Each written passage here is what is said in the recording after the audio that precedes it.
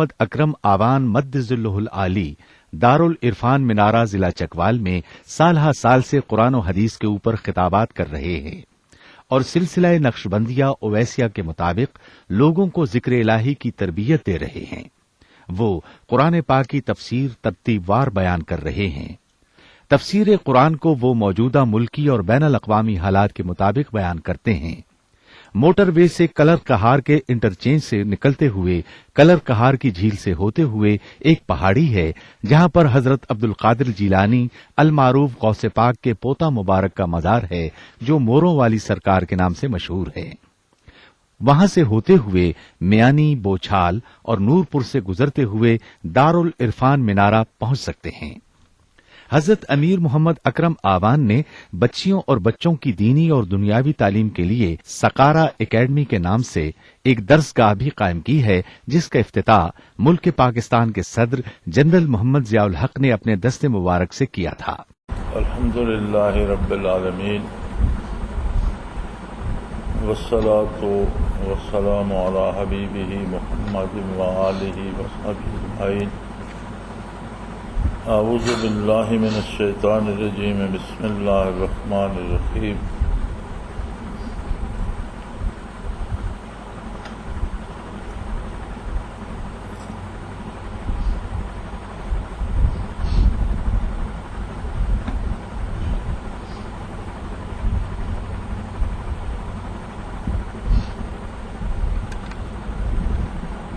دین برحق کی بنیاد ایمان پر ہے۔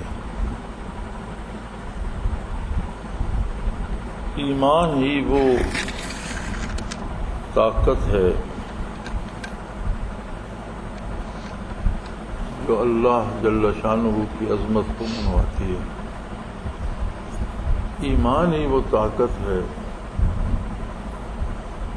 جو رسول اللہ صلی اللہ علیہ وسلم کی رسالت کو منواتی ہے۔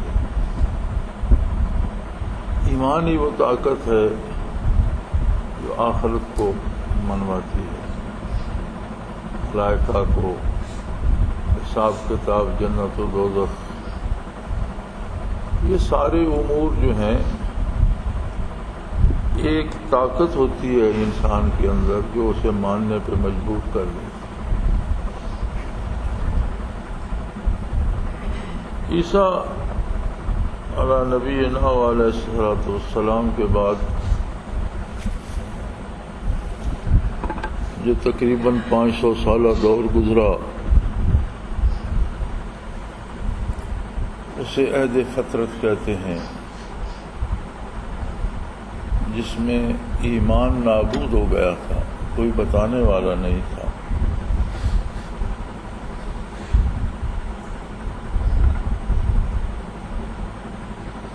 حضرت سلمان فارسی رضی اللہ تعالی عنہ کی سوانے میں ملتا ہے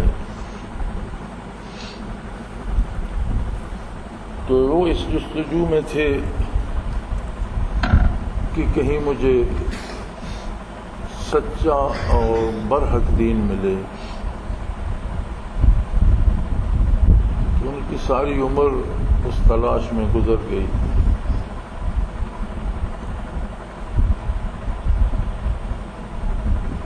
اسی جستجو میں مشہور بحیرہ راہب کے پاس بھی پہنچے۔ ضعیف العمر تھا وہ، اور سال میں ایک بار لوگوں کے سامنے آتا تھا، ایک دن۔ باقی اس کی بہت بڑی درسگاہ تھی، بہت بڑا ادارہ تھا، بہت سے لوگ تھے، ہر آنے جانے والے کے لیے دروازہ کھلا تھا، بے شمار مہمان مسافر آتے جاتے وہاں ٹھہرتے تھے، لیکن وہ سب اس کے نائبین سارا کام چلاتے تھے۔ حضرت سلمان فارسی ملے تو اس نے یہ نشاندہی کی کہ حجاز کی طرف جائیں، وہاں اللہ کا آخری رسول مبعوث ہوگا اور وہ دین حق بتائے گا۔ انہوں نے انہیں بتایا کہ میرے پاس یہ بہت بڑا ادارہ ہے، ہم بہت تعلیم و تعلم کرتے ہیں، ہمارے پاس ساری کتابیں ہیں، لیکن ہمارے پاس بھی دین عیسوی نہیں ہے، ان سب کتابوں میں تحریف ہو چکی ہے، سب بدل چکی ہیں۔ ہم نہیں جانتے کہ عیسیٰ علیہ السلام نے کیا عقائد دیے تھے اور کیا اعمال کرنے کو، یہ ہمارے پاس بھی حکایات ہیں، روایات ہیں، حقیقت نہیں ہے۔ اور اگر تمہیں اللہ کا وہ نبی صلی اللہ علیہ وسلم ملے، تمہاری وہاں تک رسائی ہو جائے تو مجھے بھی خبر کرنا، مجھے بھی جستجو۔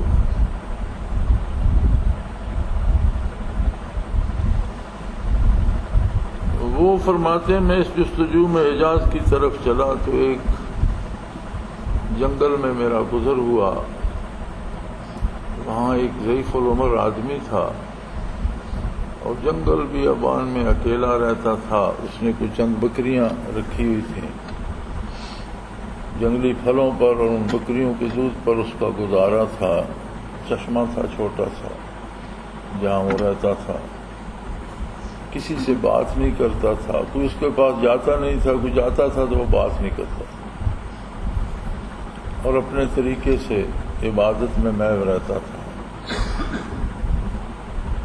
وہ فرماتے ہیں میں وہاں اس کے پاس پہنچا، اس نے میرے ساتھ بھی بات نہیں کی، لیکن میں تو چونکہ ساری عمر اس پہ صرف کر چکا تھا تلاش حق پہ، تو بیٹھا رہا میں۔ ایک دن گزر گیا، رات گزر گئی، دن گزر گیا، رات گزر گئی۔ تیسرے دن اس نے مجھ سے پوچھا کیوں بیٹھے ہو یہاں، کون ہو، کیا چاہتے ہیں؟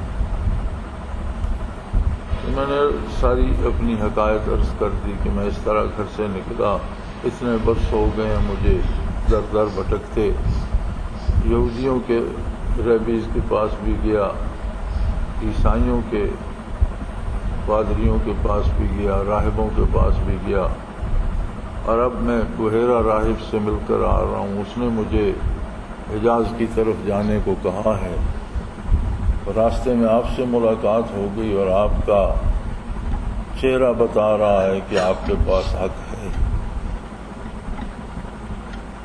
اس نے کہا ٹھہرو، آج کی رات بھی یہیں ٹھہرو۔ اس وقت روئے زمین پر میں اکیلا آدمی ہوں جس کے پاس دین عیسوی موجود ہے۔ میں جانتا ہوں عقیدہ کیا تھا، کیا ہے اور عمل کیا کرنا ہے، لیکن دنیا اتنی بدل چکی ہے کہ اگر اب میں صحیح عقیدہ بیان کروں تو مجھے قتل کر دیا جائے گا۔ لوگ مانیں گے نہیں بلکہ مجھے کافر اور زندیق کہہ کر قتل کر دیں، اس لیے میں خاموش بیٹھا ہوا۔ لیکن میں آخری آدمی ہوں جس کے پاس دین ہے۔ تمہیں بتانے سے کوئی فائدہ نہیں کہ میں تمہیں وہ دین سکھاؤں، اس لیے کہ میرا وقت پورا ہو چکا ہے۔ کل میں اس دنیا سے چلا جاؤں گا، تم اس طریقے سے مجھے غسل دینا چشمے پر اور اس طرح سے مجھ پر دعا پڑھنا، میرا جنازہ ہو جائے گا اور ریت میں جگہ کھود کر مجھے دفن کر دینا، اور یہ میری چند بکریاں میرا اثاثہ ہے، یہ میں تمہیں سونپتا ہوں، تم لے لینا۔ لیکن ایک بات میں تمہیں بتاؤں، زمین حق سے خالی نہیں رہتی، ادھر میرا دم نکلے گا، ادھر اللہ کا آخری رسول اعلان نبوت کر دے گا۔ یہ میں تمہیں بتا سکتا ہوں کہ یہ جو 5 سالہ دور گزرا ہے، کہیں نہ کہیں کسی نہ کسی صورت میں حق رہا ہے، کیونکہ زندگی جو ہے کائنات کی یہ حق پر ہے۔ جس دن حق ختم ہو جائے گا کائنات ختم ہو جائے گی، حق اٹھ جائے گا قیامت آ جائے گی۔ تو اب میں وہ آخری بندہ رہ گیا ہوں جس کے پاس حق ہے۔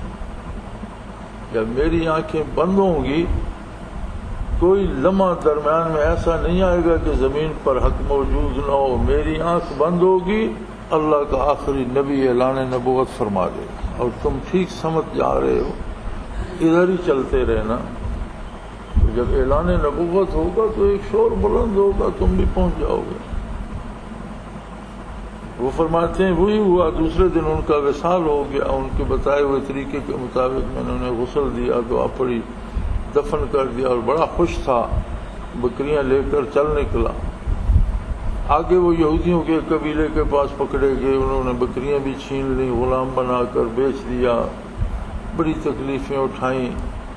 اور یہودیوں کا طریقہ تھا کہ اپنے ایک تہوار پر ایک بندے کو فرضی عیسیٰ علیہ السلام بنا لیتے, پھر اسے کانٹوں کا تاج پہناتے اور طرح طرح سے ایذائیں دیتے. وہ ان مصیبتوں میں مبتلا ہو گئے اور برسوں بعد عمر گزار کر بڑھاپے میں مدینہ منورہ میں نبی اکرم صلی اللہ علیہ وسلم کی خدمت عالی میں مدینہ منورہ میں پہنچے, بڑی تکلیفیں اٹھا کر. میں عرض یہ کرنا چاہتا تھا کہ عالم یہ تھا کہ جو وہ ایک جانتا تھا وہ بھی دنیا سے اٹھ گیا. روئے زمین پر اللہ کو جاننے والا کوئی نہیں تھا سوائے محمد رسول اللہ صلی اللہ علیہ وسلم کے.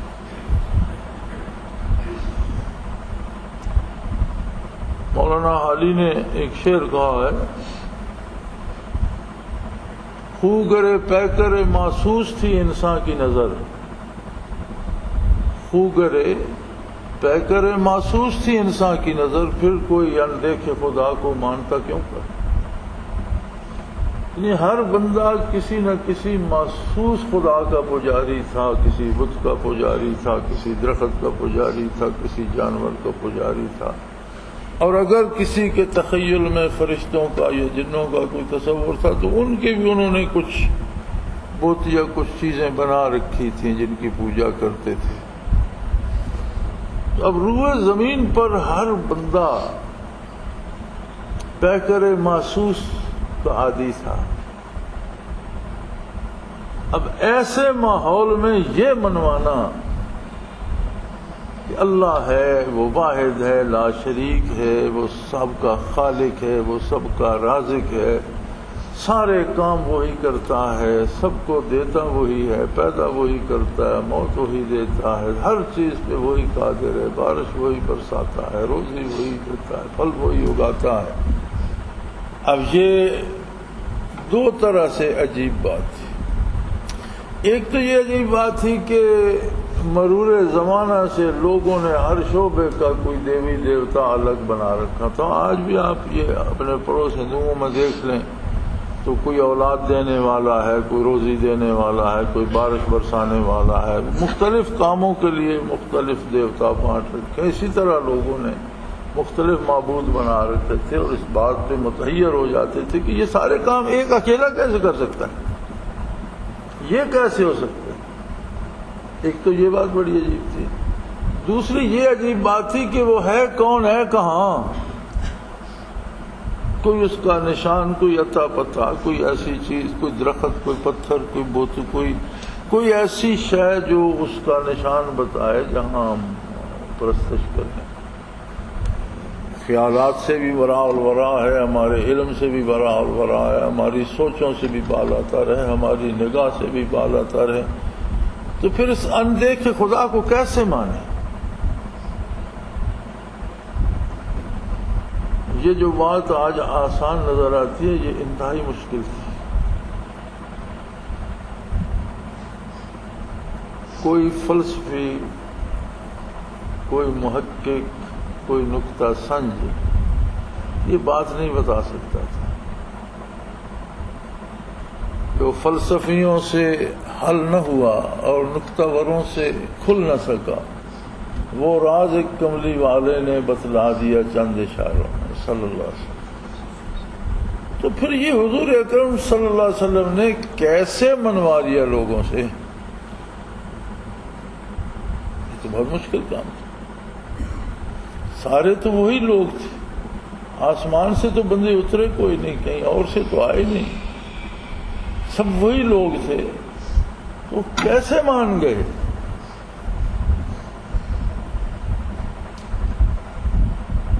سب سے پہلی بات حضور علیہ الصلوۃ والسلام کی صداقت تھی. سب سے بڑی دلیل یہ تھی کہ آپ نے فرمایا کیا میں نے تمہارے میں اندر ایک عمر نہیں گزاری؟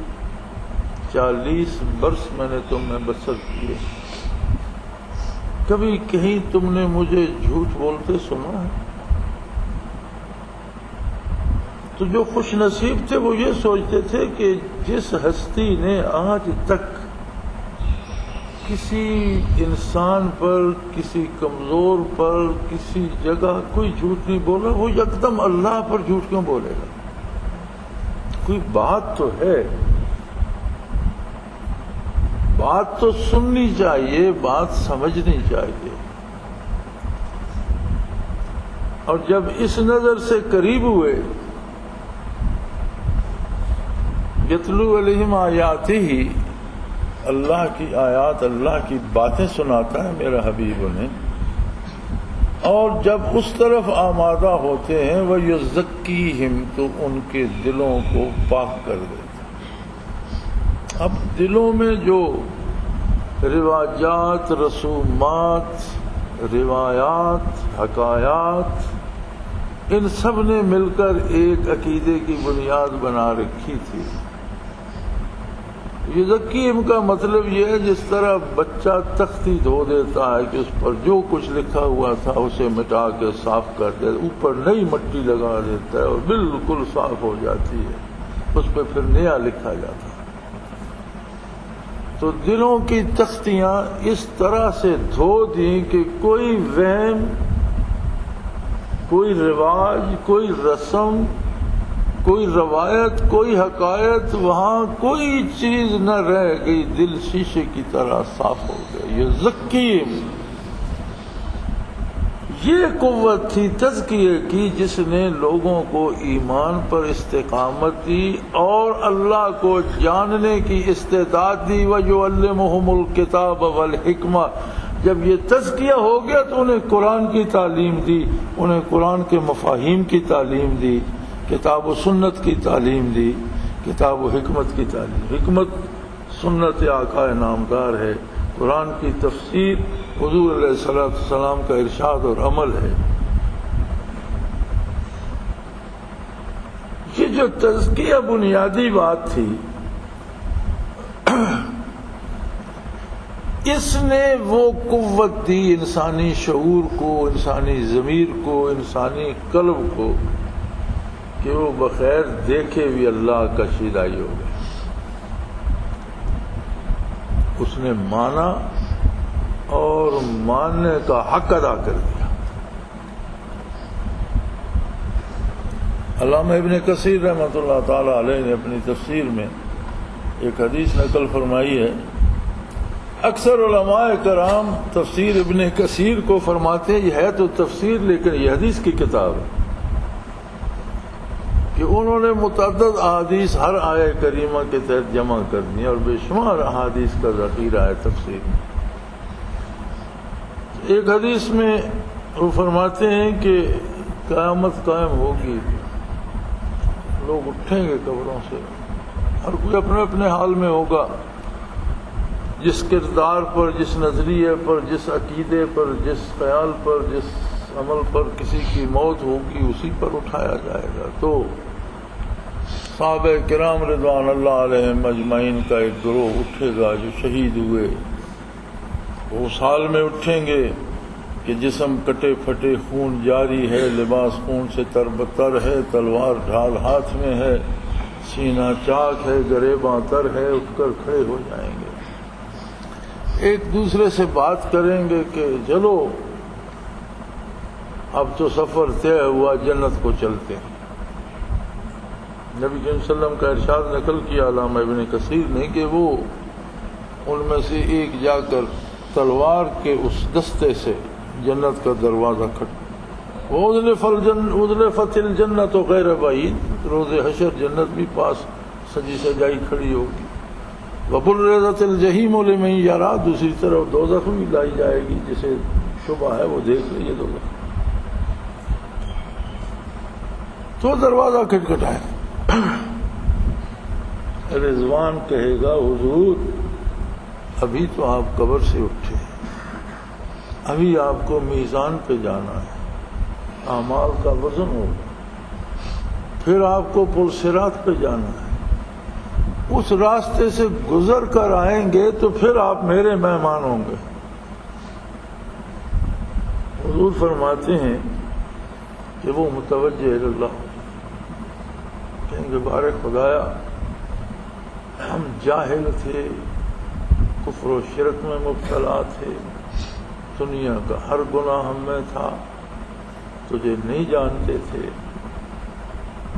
پھر تیرا رسول تشریف لایا صلی اللہ علیہ وسلم، اس کی طفیل ہمیں نور ایمان نصیب ہوا، ہم نے تجھے جانا بھی تجھے مانا بھی، پھر تو نے ہمیں بے شمار نعمتیں دی تھیں، گھر، مال و دولت، زندگی، صحت، قوت، طاقت، لیکن اللہ تو گواہ ہے ہم نے تجھے اس طرح مانا کہ ہر چیز تیرے راہ میں لٹا دی،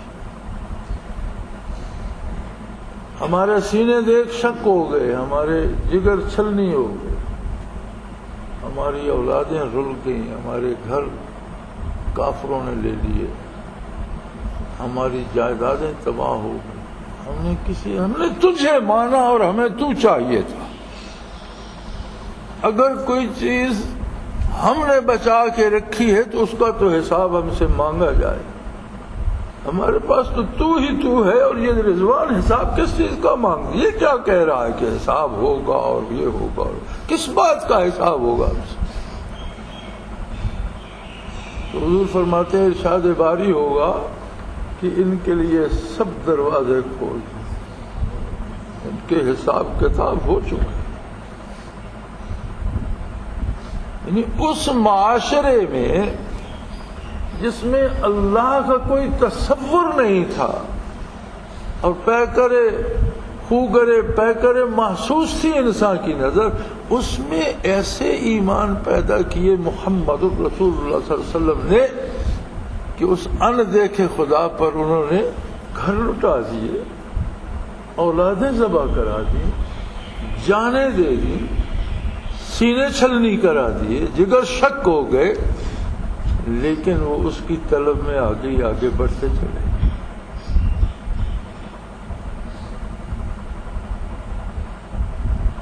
اور وہ جنت میں بھی اسی کی طلب میں گھسے جا رہے ہیں کہ وہاں اللہ کا روبرو دیدار ہوگا۔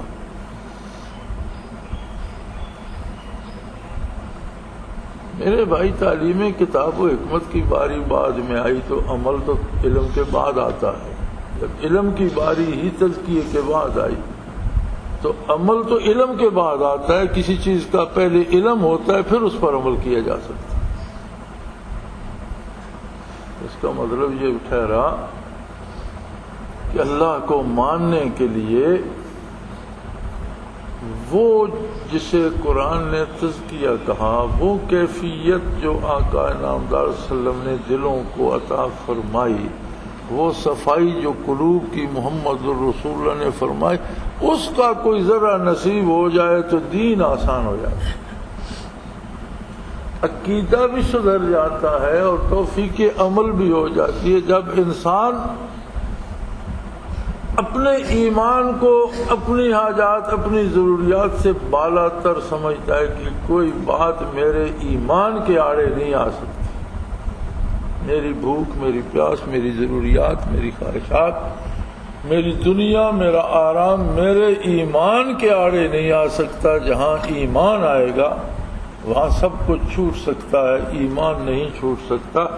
یہ قوت پھر قوت عمل عطا کرتی ہے اور عمل دین پر آسان ہو جاتا ہے، پھر دین پر عمل کرنے میں مزہ بھی آتا ہے۔ ہر سجدہ اپنا الگ مزہ دیتا ہے، ہر رکوع اپنا الگ مزہ دیتا ہے، ایک ایک لفظ اپنا الگ شیرینی دیتا ہے، تلاوت میں ایک ایک زیر زبر اپنی الگ لذت دیتی ہے، تسبیحات میں ہر تسبیح اپنا الگ مزہ دیتی ہے۔ وہ کہتے ہیں نا، ارشاد ہے نبی صلی اللہ علیہ وسلم کا کہ جنت کے پھلوں کی عجیب خاصیت ہوگی، متشابہ ہوں گے ایسے ہی، جب لوگوں کو دیے جائیں گے تو کہیں گے یہ اس طرح کے آم تو ہم دنیا میں بھی یہ آم کھاتے تھے، لیکن جب کھائیں گے تو دنیا دنیا ہوگی، جنت جنت ہوگی، پھر پتہ چلے گا یہ تو بہت مختلف ہے۔ لیکن اسی پھل کا یا اسی کھانے کا ایک لقمہ جو لذت دے گا، دوسرا لقمہ جب جنتی کھائے گا تو پہلے سے زیادہ لذیذ ہوگا، ہر لقمے میں لذت بڑھتی جائے گی۔ کیوں ہے ایسا؟ اس لیے کہ جب ایمان کامل ہوتا ہے اور دل کا تزکیہ ہوتا ہے تو ہر تسبیح، ہر رکوع، ہر سجدہ الگ لذت دیتا ہے، اس کا اپنا لطف الگ بڑھتا جاتا ہے۔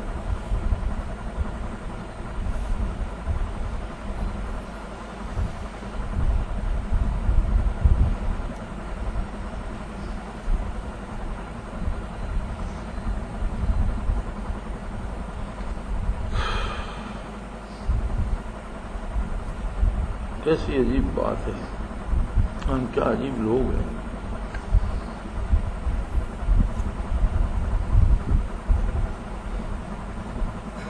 سوا 1400 سال،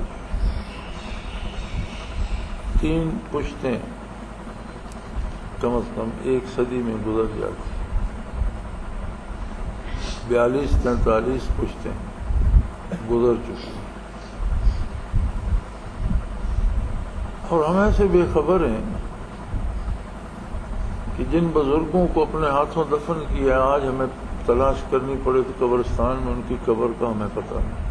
دفن خود کیے تھے، قبر خود بنائی تھی، باپ کی، دادا کی، چچاؤں کی، ماموں کی، خالوں کی، رشتہ داروں کی، قبروں میں گم ہو گئی، پوچھا نہیں، کبھی گئے نہیں، کبھی آنا جانا ہی نہیں، بات ہی ختم ہو گئی۔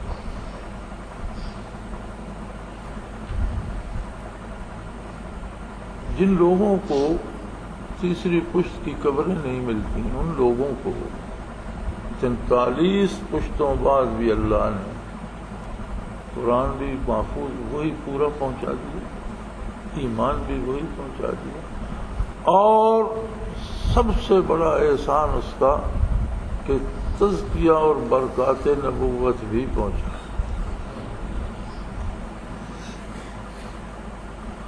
اب اگر اس کے بعد بھی ہماری اصلاح نہیں ہوتی تو پھر اللہ کی مرضی، اب اس کے بعد کوئی ایسا علاج نہیں ہے جو ہماری اصلاح کر سکے، اب اس کے بعد کسی چیز کی مزید توقع نہیں رکھی جا سکتی۔ ساری مخلوق باجدید بستانی تو نہیں بن جاتی، لیکن کہیں نہ کہیں اللہ کا خوف تو نظر آنا چاہیے، عظمت الہی کہیں نہ کہیں تو کردار سے جھلکنی چاہیے، نسبت پیغمبر صلی اللہ علیہ وسلم کسی نہ کسی عمل سے تو ظاہر ہونی، کہیں نہ کہیں تو بندے کو مسلمان لگنا چاہیے، کسی نہ کسی وجہ سے تو کوئی کہہ اٹھے کہ لگتا ہے یہ مسلمان ہے۔ اب تو بد نصیبی کی حد یہ ہے کہ دنیا کفر میں ہم اپنے آپ کو مسلمان بتاتے ہوئے گھبراتے ہیں،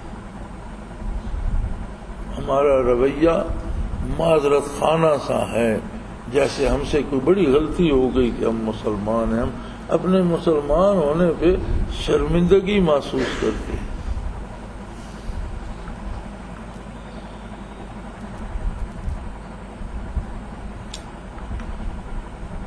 جو بات ہمارے لیے باعث صد افتخار تھی، ہمارے دل، ہمارے مزاج، ہمارے کردار کتنے بدل گئے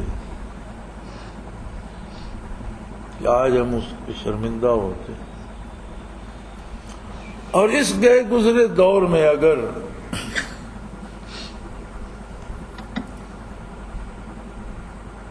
برکات نبوی کا ایک ذرہ بھی نصیب ہو جائے، سب سے بڑا مقام یہ ہے کہ توفیق ذکر نصیب ہو جائے، یہ سب سے اعلیٰ مقام، اللہ غفلت سے بچا لے، دل ذاکر ہو جائے، اللہ دل میں بس جائے، یہی مقام ہے۔ یہ مراقبات و مقامات کچھ بھی نہیں ہے، جو اس کی ایک نظر ہے جسے جہاں چاہے گا وہاں فائز کر دے گا۔ اور اگر کوئی ساری عمر مراقبات کرتا رہے اور خاتمہ بالخیر نصیب نہ ہو تو کیا فائدہ ان مراقبوں کا اور ان منازل کا اور ان تماشوں کا کیا حاصل ہوگا؟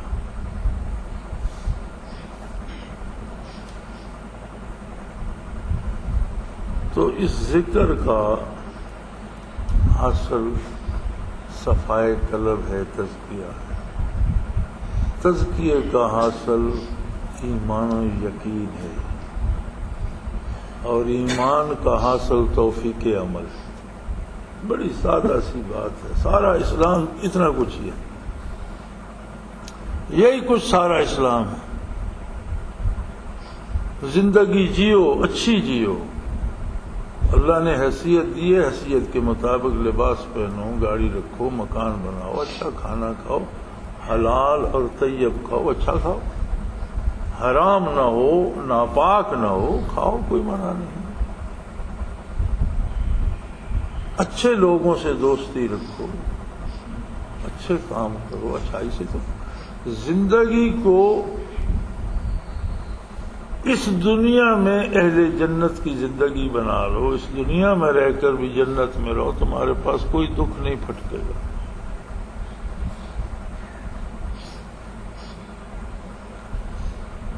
دکھ بھی تب آزار بن جاتے ہیں جب ہم اللہ سے دور ہوتے ہیں، جب اللہ ساتھ ہوتا ہے تو مصیبتیں بھی مزہ دے جاتی ہیں۔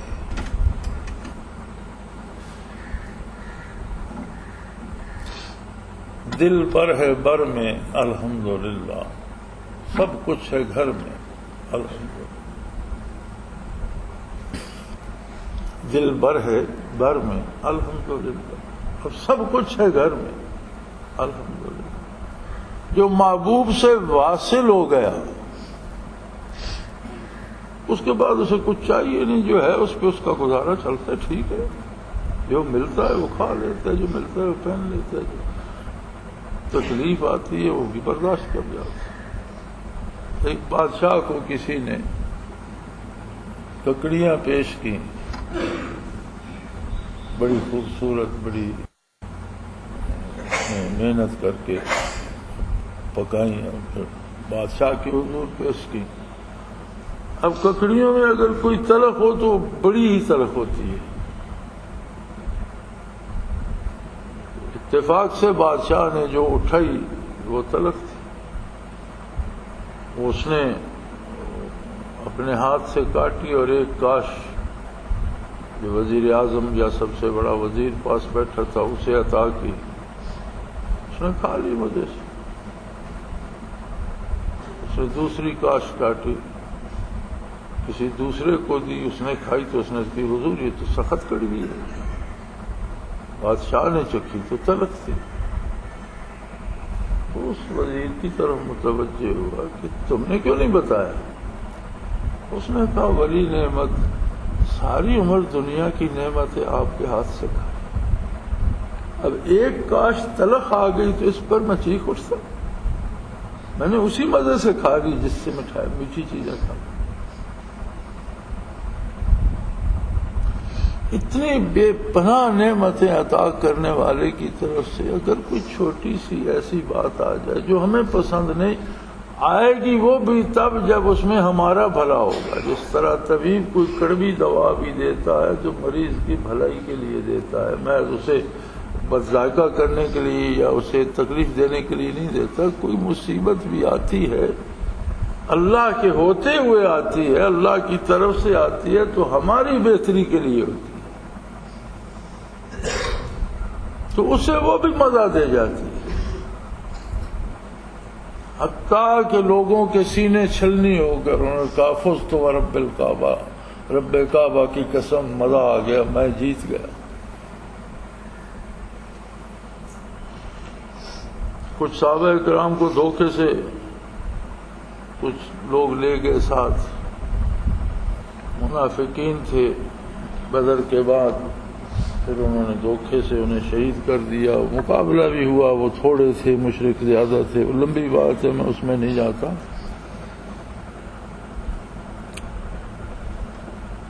ایک صحابی کو نیزہ لگا سینے میں اور نیزہ توڑتا ہوا سینہ توڑتا ہوا پچھلی طرف سے پشت سے نکل گیا، اور آخری لفظ جو اس کے منہ سے نکلے انہوں نے فرمایا فزت ورب الکعبہ، رب کعبہ کی قسم میں کامیاب، میں اپنے مقام پر جو میں چاہتا تھا مجھے مل گیا، میری تمنا پوری ہوئی۔ اب قاتل حیران ہے کہ رب کعبہ کا ایک تصور اور کعبہ کی ایک عظمت تو اہل عرب میں سب میں تھی، خواہ وہ مشرک تھے خواہ ان میں 360 بت رکھے ہوئے تھے، یا آج کل تو کہتے ہیں 361 ہو گئے، تو 360 تھے یا جتنے بھی تھے، اس کے باوجود ایک کعبے کی عظمت تھی ان کے دلوں میں۔ تو مرتے وقت کوئی جھوٹی قسم اور پھر رب کعبہ کی قسم، اس نے کہا یہ بندے نے جو کہا سچ کہا، لیکن یہ سمجھ نہیں آتی کہ یہ مر کر کیسے جیت گیا۔ مجھے مار دیتا تو نعرہ لگاتا کہ میں جیت گیا، پھر تو بات تھی، مر خود گیا اور کہتا ہے میں نے اپنا مقصد پا لیا۔ میں کہا یہ کوئی عجیب بات ہے، سمجھ میں نہیں آتی۔ جیسے آج کل کفر حیران ہے کہ یہ مرتے کیوں ہیں، یہ کوئی جہاد کیا مصیبت ہے، یہ جہاد ختم ہونا چاہیے، اس کی تعلیم ختم ہونی چاہیے، یہ مر کے خوش ہوتے کمال ہے۔ عجیب لوگ ہیں، لوگ زندگی کے لیے ترستے ہیں، یہ موت کے پیچھے بھاگتے ہیں۔ ان کا یہ پاگل پن دور ہونا چاہیے، مدارس پہ کوئی پابندی لگے، ان کو بتایا جائے یہ نہیں ہونا چاہیے۔ اسی طرح وہ بھی پریشان ہوا کہ مر کر کیسے جیت گئے۔ ساتھیوں سے پوچھا، انہوں نے کہا بھئی اس سوال کی سمجھ ہمیں نہیں آتی۔ اس نے کہا ایک ہی اللہ کا بندہ ہے جس نے ان لوگوں کو یہ سکھا دیا، میں اس کے پاس جاؤں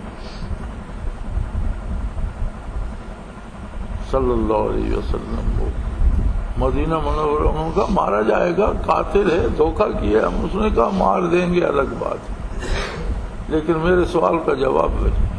مجھے اس سوال نے پریشان کر دیا۔ مدینہ منورہ حاضر ہوا، بارگاہ نبوی میں پیش کیا گیا۔ اس نے کہا حضور میں نے بڑا ظلم کیا، دھوکہ کیا، آپ کے صحابہ کو شہید کر دیا، لیکن میں مجرم ہوں، بے شک مجھے قتل کر دیا جائے، اس ایک سوال کا جواب عطا فرما دیں، پھر مجھے بے شک قتل۔ جب اس نے سوال پیش کیا تو حضور علیہ السلام نے فرمایا کہ اس کا جواب تو لذت ایمان میں ہے۔ جب ایمان نصیب ہوتا ہے وہ بندے کو اس مقام پہ لے جاتا ہے کہ اس کے لیے زندگی میں بھی مزہ ہے اور موت میں اس سے بڑھ کر مزہ ہے، صحت میں بھی مزہ ہے اور بیماری میں اس سے بڑھ کر مزہ ہے، تبنگری میں بھی مزہ ہے لیکن مفلسی میں اس سے بھی بڑھ کر ہے۔ تو کہنے لگا بے شک مجھے سزا دی جائے، لیکن اس سے پہلے وہ ایمان مجھے بھی نصیب ہو جائے کہ میں بھی اگر موت بھی آئے تو میں کہہ سکوں کہ میں اپنی منزل پر پہنچ گیا، میں نے سب کچھ پا لیا۔ تو یہ قوت ایمانی ہے۔ بیماری تکلیف دکھ تو جانے دیجئے، موت تک کو مزیدار بنا دے۔ اب ہم کیا کہیں کہ ہمارے ایمان کیا ہیں، کتنے ہیں، ان میں کیا طاقت ہے؟ یہاں تو ہر دوسرا بندہ کہتا ہے مجھ پر فلاں نے جادو کر دیا، اس نے میری روزی روک دی، اس نے میری اولاد روک دی، اس نے میرا فلاں کام روک دیا۔ ہم تو سمجھتے تھے یہ سارے کام اللہ کریم خود کرتا ہے، اب یہ لوگوں کے ہاتھ میں کیسے آ گئے؟ کوئی کیسے روک سکتا ہے؟ جسے رب دیتا ہے اس کی دین کو کون روک سکتا ہے؟ اور جسے وہ نہیں دیتا اسے دلا کون سکتا؟ یہ تو قرآن میں واضح موجود ہے کہ جسے میں دینا چاہوں کون ہے جو اسے روکے گا، اور جسے نہ دینا چاہوں کون ہے جو اسے دلوائے گا؟ اس کے باوجود ہم نے نہ اللہ کو پہچانا ہے اور نہ اس طرح مانا ہے جیسے ماننا چاہیے۔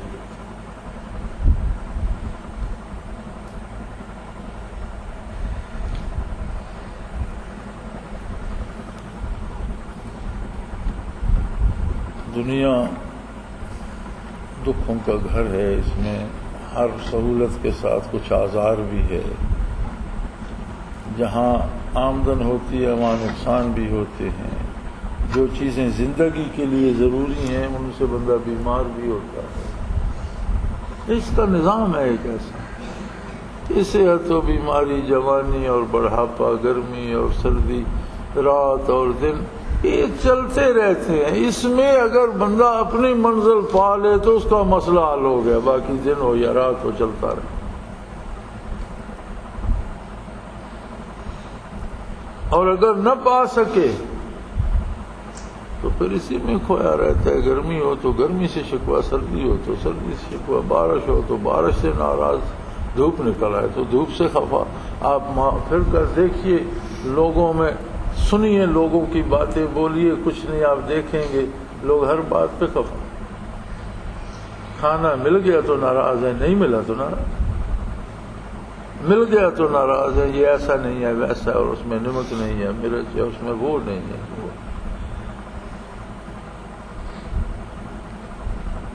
ہم پر تو اللہ کا احسان ہے۔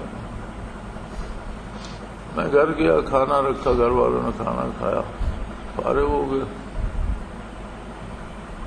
بعد میں بچوں نے کھانا کھایا تو میری بیوی کہنے لگی اس میں تو آج ہم نمک ڈالنا ہی بھول گئے، آپ نے بتایا نہیں۔ میں کہا مجھے پتہ ہی نہیں، کھانا تھا ملا، میں نے کھا لیا، مجھے اس سے کیا غرض ہے نمک تھا کہ نہیں تھا، مجھے پتہ چلے ہی نہیں، پتہ چلتا تو بتا دیتا۔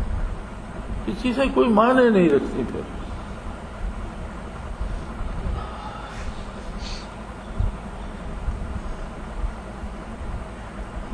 دو عالم سے کرتی ہے بیگانہ دل کو، دو عالم سے کرتی ہے بیگانہ دل کو، عجب چیز ہے لذت عاشق، کچھ پتہ ہی نہیں چلتا کیا ہو رہا ہے، کیا ہوا کیا نہیں۔ کبھی کوئی دکھ محسوس نہیں ہو، کبھی دکھ ہوتا ہی نہیں، دکھ آتے ہی کوئی نہیں۔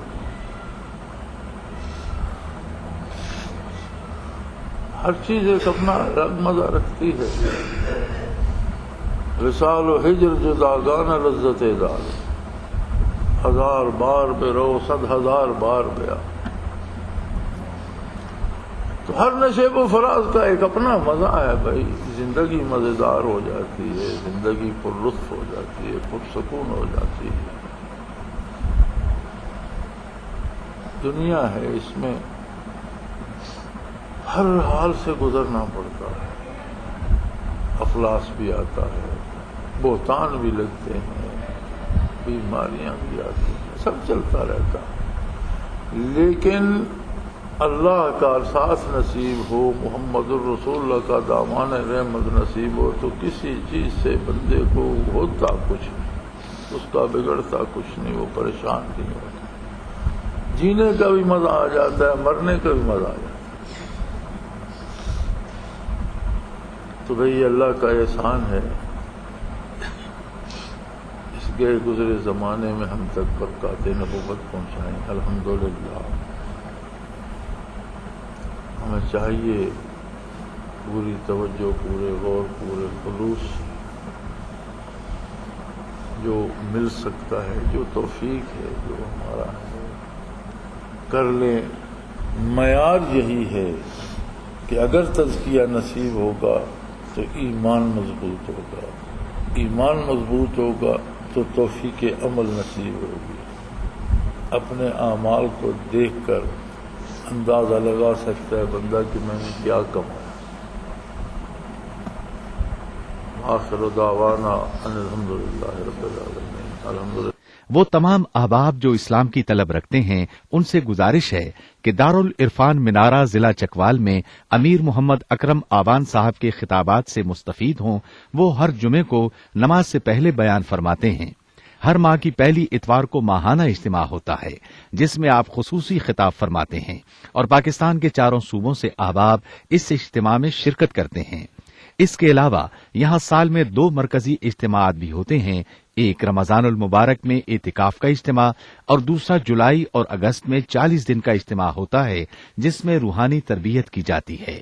لا الہ کی تیغ کاٹے گی اندھیرے کا گجر، گنبدے خضرا سے روشن ہوگی پھر اپنی سحر، اپنا خون سیماب دے کر اتنا ہم کر جائیں گے، نام آقا کا چمن میں پھر رقم کر جائیں گے۔